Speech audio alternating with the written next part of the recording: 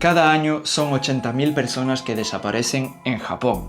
Algunas de ellas deciden borrar sus huellas y nunca volver, cuando otras son víctimas de un problema social y legal y arrebatadas de sus familias.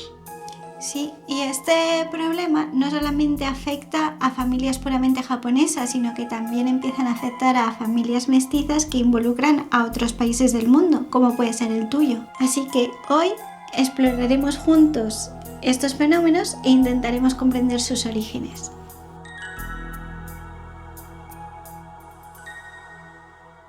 Yohatsu literalmente quiere decir evaporación, aunque hoy en día ese nombre también es dado a un fenómeno de personas que desaparecen voluntariamente. En datos del 2022 son cerca de 85.000 personas que desaparecen en el país. Esa cifra varía, subió hasta los 115.000 personas desaparecidas en los años 80, pero estos años rodean más las 80.000 personas. Pero no todas esas personas son yohatsu. En internet la información puede ser confusa. Muchas veces se puede dar a comprender que ninguno de ellos vuelven a aparecer nunca más. Pero esto no es la realidad. En 2022, de esas 85.000 personas, son la mitad que son encontradas en las primeras 24 horas. Y una semana más tarde ya se encuentran 60.000. Yohatsu son las personas que han decidido voluntariamente desaparecer de la sociedad. Algunas desaparecen para siempre, mientras que otras, una vez que han puesto orden en su vida, deciden volver. Aún así, en 2022 son 4.000 personas que nunca se volvieron a ver. Y en los años 80-90, cuando el fenómeno estaba a su prime, pues son hasta 15.000 personas que nunca se volvieron a ver. ¿Son todos yohatsu? Pues la verdad es que seguramente que no, porque no se puede decir con certeza si es gente que ha decidido evaporarse o gente secuestrada, asesinada o una muerte en solitario. Así que nunca tendremos una cifra concreta. Sugimoto-san, salaryman de 42 años, dice que estaba harto de las relaciones sociales. Todo el mundo en su pueblo natal lo conocía porque su familia tenía una empresa local bastante importante y además de eso pues tenía la presión que él tendría que ser el próximo encargado de esa empresa. Hasta que un día dijo: me harté de las relaciones humanas, tomé una pequeña maleta y desaparecí. Simplemente escapé. Se mudó para Tokio de un día para el otro, dejando detrás él su mujer y hijos, su único arrepentimiento. En el caso de Sugimoto-san, la presión familiar y social le ganaron la partida. Presión social que se conoce muy bien por ser un problema en Japón. Por ejemplo, gente que pierde su trabajo y que no consigue decirlo a su familia o a su ser querido y que prefiere desaparecer. Otra cosa que puede pasar es que en un matrimonio no se digan todo, no hablan de sus verdaderos sentimientos, miedos o problemas, lo que puede también llevar a evaporarse. Otra razón puede ser un hijo que decide de parar la universidad que sus padres le obligan a hacer, o por la cual han puesto mucho dinero en sus estudios para pasar el examen de entrada, y ese hijo no quiere, no puede, no tiene el coraje de enfrentarse a ellos. O una mujer que intenta de huir de un stalker o de su marido que la maltrata, o también gente que ha cometido un crimen o que quiere huir de sus deudas. Y si hasta ahora puedes pensar que este fenómeno existe en todos los países del mundo, lo que, tienes razón, Japón, como casi siempre, destaca por una pequeña razón.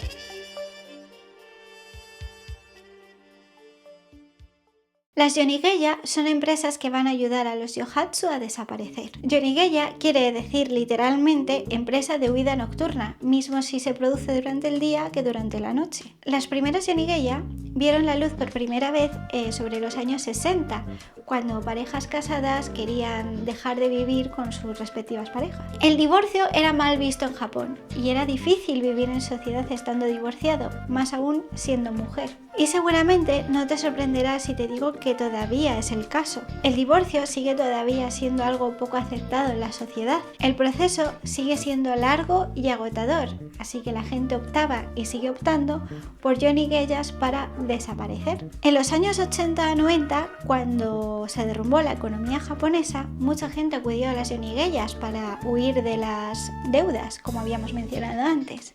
Fue en ese momento que este tipo de empresas explotaron, estuvieron en su momento más álgido y se mediatizaron. Algo que ayudaba bastante a este tipo de desapariciones rápidas es, por ejemplo, el Shinkansen, un tren que te ayuda a cruzar casi medio país en tan solo 2 horas.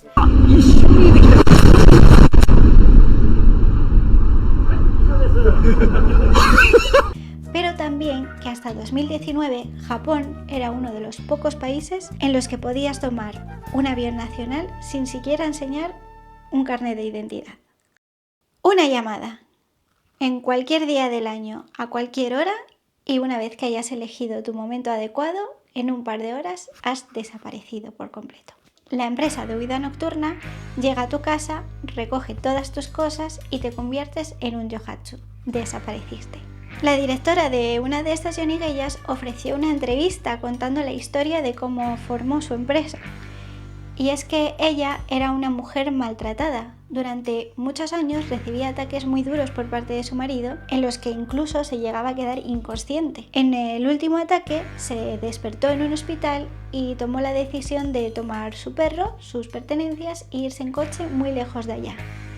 Fue un policía el que le sugirió que formara una empresa de mudanzas. Y entre sus servicios estaba ayudar a desaparecer a otras mujeres que también eran maltratadas y que querían huir muy lejos de sus maridos. En 22 años de empresa realizó 2.000 escapes, lo que son en torno a unos 90 por año. Aunque dice que recibe en torno a 5 a 10 solicitudes por día, lo que hace unas 3.000 al año. Y dice que en torno al 80% de los casos son por violencia doméstica, incluido el abuso emocional.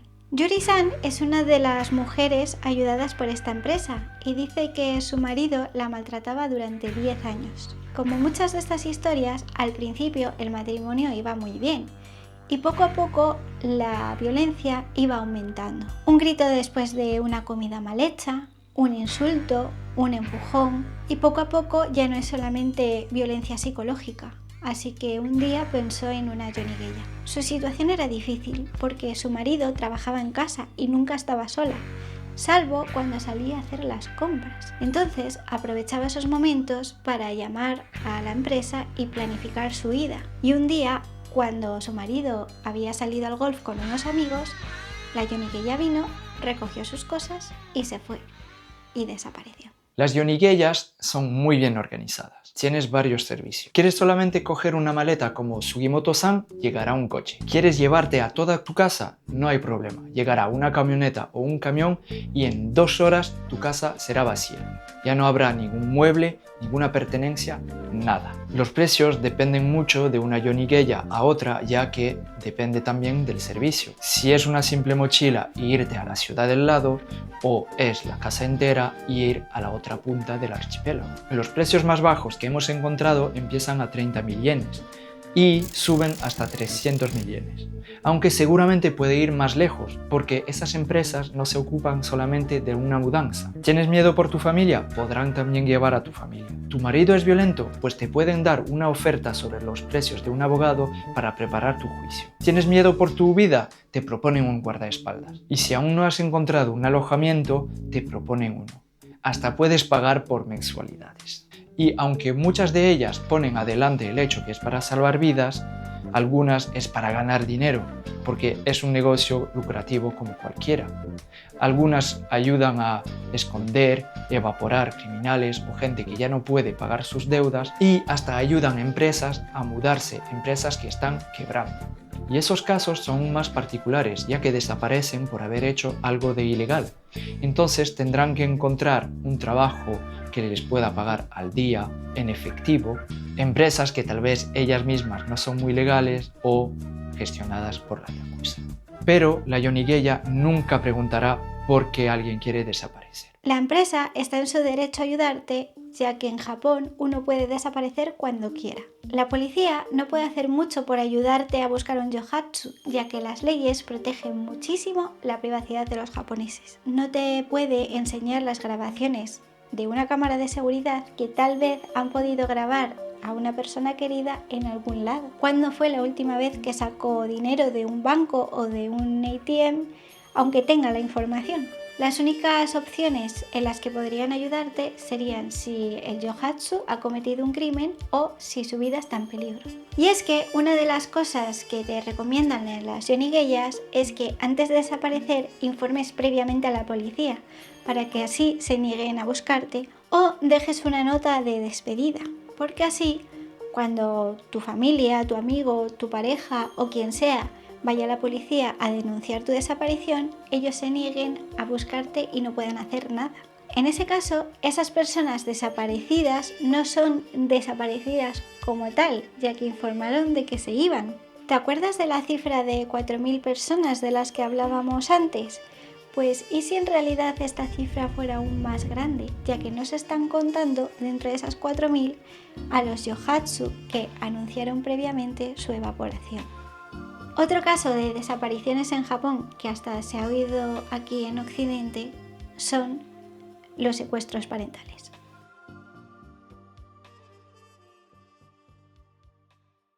Este lío es bastante endémico de Japón, pero antes de todo empecemos a explicar un concepto que va a dirigir todo este fenómeno del secuestro parental. El shinken, literalmente la autoridad parental. El shinken, la custodia, la autoridad parental del hijo la tienen los dos padres, lo que quiere decir que los dos tienen el poder de decidir cómo educar o criar al niño.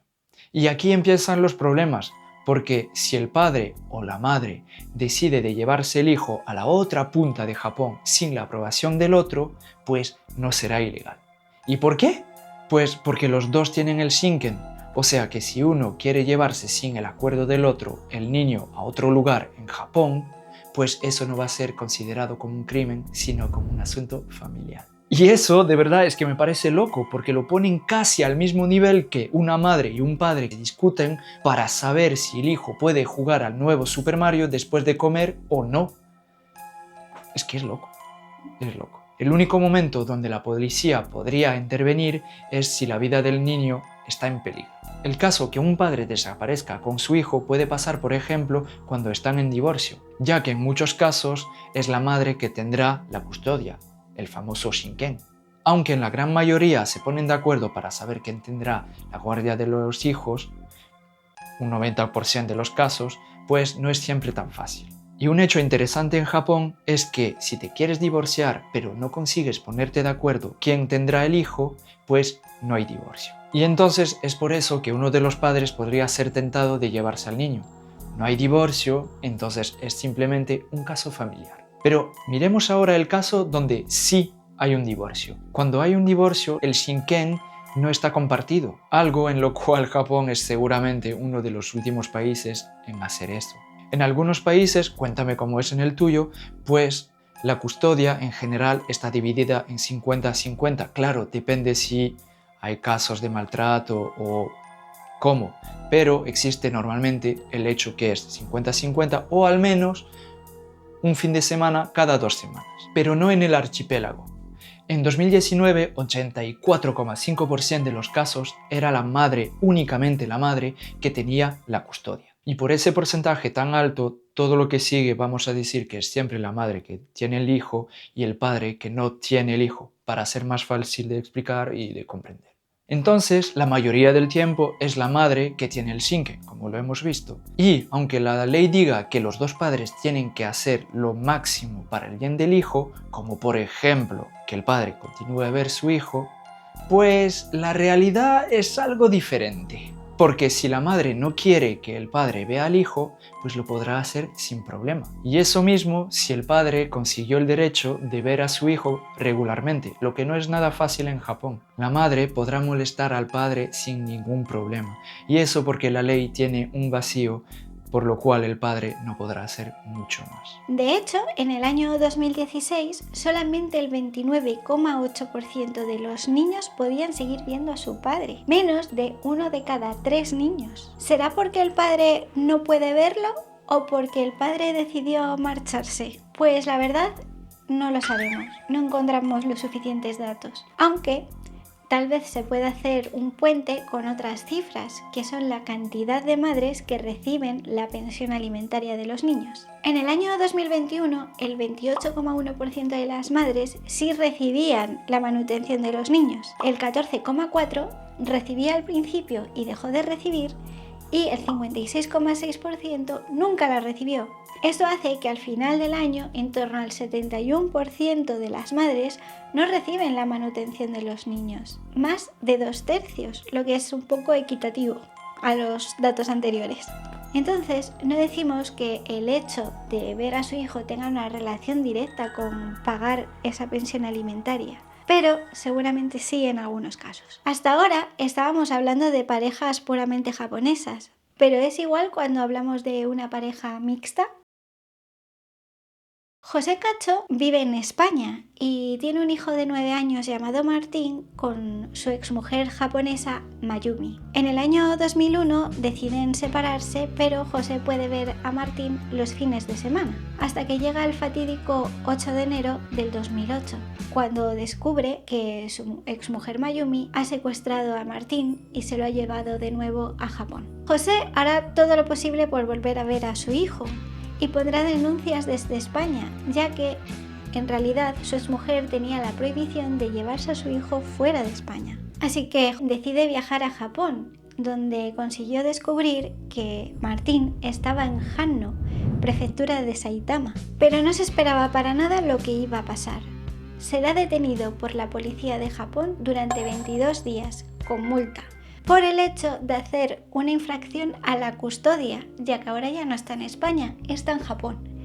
Y toda la autoridad cae sobre Mayumi. Eso podría haber sido totalmente diferente si hubiera pasado después de 2014, porque es en ese momento donde Japón se adhiere a la Convención de la Haya. Rápidamente, es un acuerdo internacional creado en 1980 para proteger a los niños del secuestro parental internacional, y en caso de que esto suceda, garantiza la devuelta inmediata del niño al país donde reside habitualmente. Que si esto hubiera ocurrido después del año 2014, las autoridades japonesas tendrían la obligación de cooperar con las autoridades españolas y entonces Mayumi tendría que devolver a Martín a España.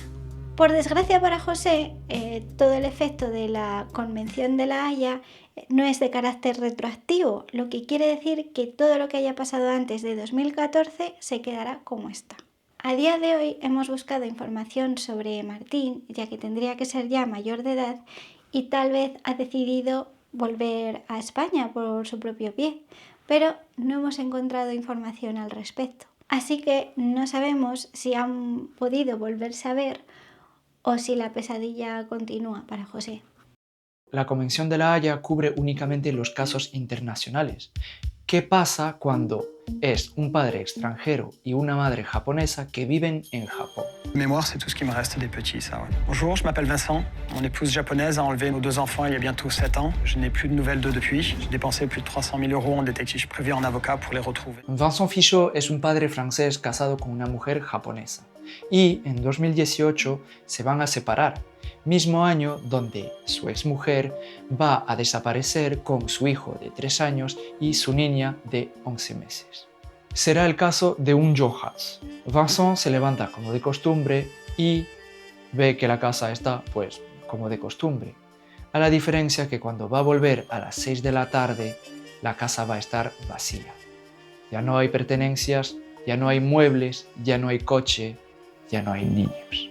So I called up my lawyer and I said, look, the house has been emptied, I cannot reach my wife, what's going on? And he casually, but very casually, told me, well, she kidnapped your children and it's done, you're never gonna see them again. Ainsi que mon avocat, pour faire une tentative de dépôt de plainte pour enlèvement et maltraitance, que la police a refusé en me disant que c'était pas de l'enlèvement, qu'au Japon c'était le premier qui part avec les enfants, qui a tous les droits, sans qu'il y ait aucune décision judiciaire, que si je tentais moi de retrouver les enfants, alors là il m'arrêterait, puisque c'est à partir du 2e enlèvement que ça devient un crime. Si ya para un padre japonés es algo difícil, un padre extranjero es cosa de milagros. hará una huelga de hambre en 2021 delante del estadio de Tokio durante los Juegos Olímpicos para denunciar ese fenómeno. Y en 2022, Francia hará una orden de arresto internacional en contra de su ex esposa por secuestro parental, lo que por desgracia no cambiará nada al asunto. En 2014, un periódico francés decía que por año 160.000 niños nunca volverán a ver a su padre. De entre ellos, 10.000 son mestizos. Japón intenta ir a mejor, ya como lo hemos visto haciendo parte de la Convención de La Haya, y aún más recientemente, el año pasado, la custodia compartida por fin fue votada, aunque será activa a partir de 2026. Ahora solamente se necesita tiempo para que las cosas vayan a mejor. Bueno, hasta aquí el vídeo de hoy. Hay una película que salió hace poco y que trataba del tema pues, de los secuestros parentales y nos llamó mucho la atención ese tema. O sea que quisimos aprender un poco más sobre él y compartirlo. Sí. Pero aquí nos separamos por el momento. Muchas gracias por los 1.800 suscriptores. El canal va creciendo poco a poco y estamos súper contentos con eso. Y nada más, nos vemos dentro de 2 semanas con el próximo vídeo y hasta entonces nos despedimos. Sí. ¡Otskare!